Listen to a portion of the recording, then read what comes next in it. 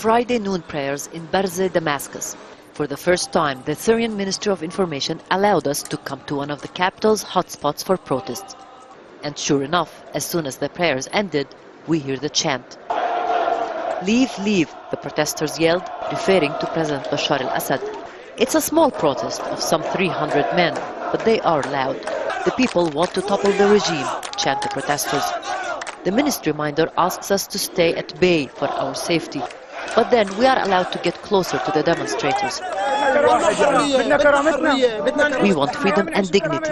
This is what we want, these young men tell me. They all want to say something, but they actually all say the same thing. They want the army and security forces out of their towns, political freedoms, and prisoners released, and a new government. 13-year-old Tariq is here because his father was put in prison a month ago, and he wants him out.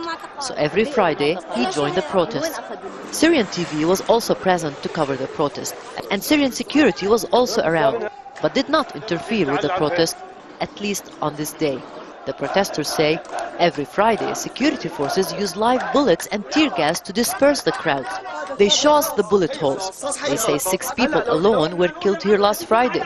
But the government says they only fire at armed people, I say. No, no, no, they insist.